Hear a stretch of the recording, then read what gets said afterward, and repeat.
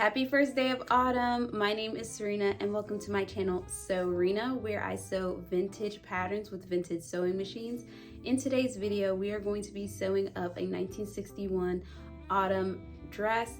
It is such a beautiful dress with the most beautiful autumn fabric there is to have. I made this dress already over the spring and the summer, and I did it with a super packed floral pattern, and I wanted to recreate that for the fall, and possibly I'll do that again for the winter because I absolutely adore this dress. So if you're interested in seeing the process and the making of this dress, stay tuned. Thank you guys so much for being here, and I will see you in the next one. For today's pattern, we will be using McCall's 5782. The pattern envelope is quite tattered. It's already broken across the top.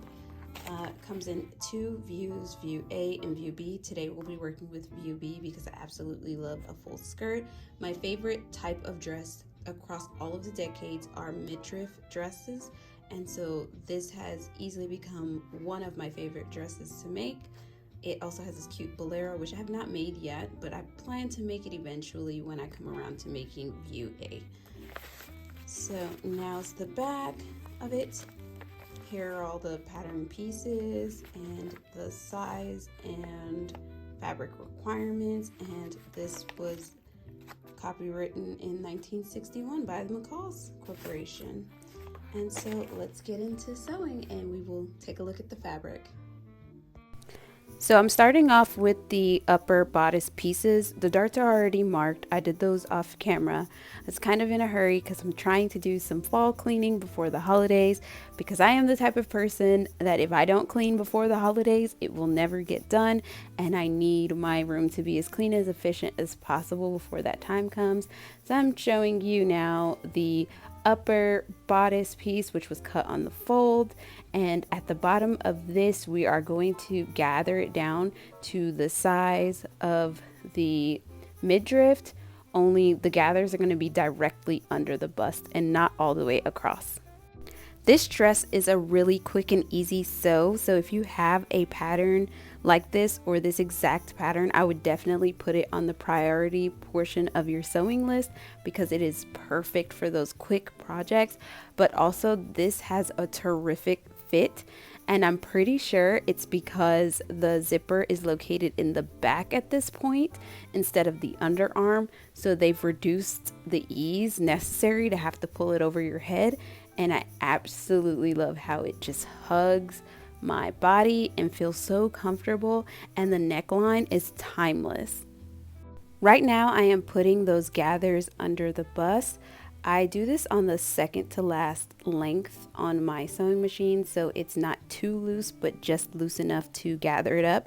I want these gathers to be nice and tight so they stay in place as I stitch on the midriff. And when I sew on my midriff, I make sure that my gathers are on top. That way I can adjust the gathers as I sew and I don't accidentally add pleats into the fabric. And I find that if you do it the other way down, where the gathers are touching the feed dogs, you can often put small pleats into your gathers and you miss the opportunity to be able to gather as you sew or adjust the gathers as you sew. And I do this again later on with the skirt, so you'll be able to see it more clearly there. I have lots of sewing plans for the fall. A lot of them are quite grand for the time that I have. And if you're interested in seeing what fabrics I've bought and some of the plans I have made, check out my latest video. It's the 2022 fall fabric haul, and I'll leave it in the cards above. Do you have anything nice planned for the fall? Any grand projects? Do you think you'll be able to get to them all? I'm really curious. Leave your answer in the comments below. I look forward to reading them. Throughout the making of this dress, I used French seams except for the midriff, where I did serge it unnecessarily because it is lined at that portion. I'll leave a link for my favorite seam finishes in the cards and description below.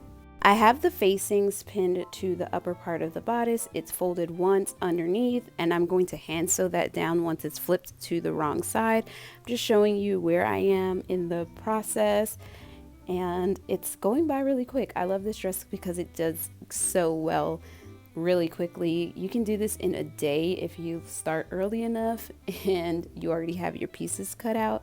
So I was really thrilled with all that I could get done in a day. So here I am sewing the facings on. I do go and understitch this facing, and if you don't know what understitching is, it's where you stitch all of the raw edges to the side of the facing so that way it doesn't roll. I hope that makes sense, but it's definitely a necessary part of sewing necklines and armholes because it keeps everything flowing in the right direction and it keeps your facing from lifting.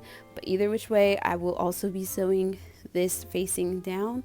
I'll be tacking it down with some really loose whip stitches in the end so that way nothing moves and it looks really clean and nice later.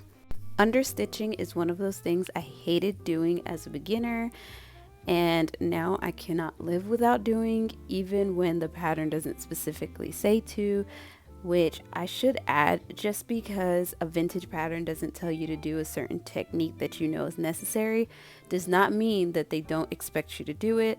A lot of the techniques are just implied in vintage sewing, but most of the time they will tell you to do it or it'll be illustrated. Here I am seaming the skirt panels together. I'm using French seams. These were 4 pieces and they were all the same size rectangles. So I just cut that 4 times and seamed them together. Really simple to do, very easy, makes for a very full and pretty skirt. The only difference between this 60s skirt and a 50s full skirt, I would say, is the shortness of the skirt. If you lowered the hem a little bit, then it would fit perfectly with the 50s. But for the 60s, this is just a tad bit shorter, like a little bit closer to the knees with a 3-inch hem. Here I am sewing the midriff lining together.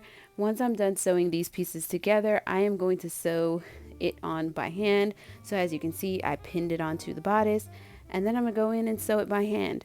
Had I paid attention to the instructions, I would not have serged it ahead of time and then I would have just sewn it on like I've done in the past, but I forgot, and so I had to do this part by hand. But it's okay because it came out perfect in the end. Now it's time to gather the skirt onto the bodice, and this is again where I gather with my gathers on top so that way I can adjust the gathers as I sew, as you can see me doing right here in the video. Another thing I really like about this dress is the fact that the skirt is just wide enough that the gathers are really tight together, so for the most part they're evenly spaced and fits perfectly with the bodice. I hate when full skirts have less gathers, so that way you have to go through and make sure that each gather is perfectly placed so that it's not too bulky on one side and too loose on the other. This one is just so tight that once you gather it all in there and it's nice and packed, it fits perfectly with the bodice. And those are my favorite kind because it cuts down in time when it comes to adjusting and lining seams up. With the seam allowance pressed under on the midriff lining, I have it pinned so that way I can stitch in the ditch on the right side and tack the lining down by machine so I don't have to hand stitch the bottom lining. This method is quick, but also it helps conceal the raw edges of the gathered skirt so you do not have to serge or use a seam binding for the inside, and none of your seams are going to show in this dress. They will either be French seams or the lining will cover the seams, and you'll have a pretty finish on the inside as well as the outside. All of this is one whole day, so my stopping point was pretty much attaching the skirt. The entire back is still open. I did not seam the center back at any point. One advantage to working with a zippered back that goes down the center back seam is the fact that you can work on your dress completely open, and it makes maneuvering under a machine super easy. So when I get the opportunity, I take full advantage and I don't close the back of the dress until the very end when I am about to put the zipper on. Here I am showing you where I finished off after the first night. I think I got a lot of work done, and honestly, if I didn't also have to cut this dress in the same day, I think I could have finished it. However, the way that my schedule worked, that wasn't the case, and I did start this later on at night. I want to say I started sewing around 7 or 8 o'clock, and I think I went to bed maybe at 12 o'clock that night. I can't remember. So it's the next day, and now it's time to do the finishing touches, closing up the center back seam, adding the zipper, hemming the skirt, and I need to put a hook and eye on the dress as well at the top of the zipper. Apart from that, the dress will be pretty much done. So before I give you the great reveal, I want to thank you so much for being here. I truly appreciate it. Don't forget to follow me on Instagram so you can see what I'm up to in real time at @SewRena_, as well as you can leave me a virtual tip on Ko-fi if you would like to support this channel further. The link to that will be in the description box below. Of course, likes and comments do just as much for this channel as a Ko-fi tip, so I appreciate all that you do. Don't forget to like this video and subscribe to my channel. I truly appreciate it. I also want to remind you that if you decide to support me on Ko-fi, I also upload these videos up to a week earlier, so you get early access to my videos. But for those of you who just want to visit and check it out, it's free for everyone to see sneak peeks of upcoming projects. So definitely check it out if you have the opportunity. Now it's time for the reveal. Look at that dress. I hope you guys enjoyed this video. I enjoyed making it. I truly appreciate it. And I will see you in my next one. Have a wonderful fall. Bye.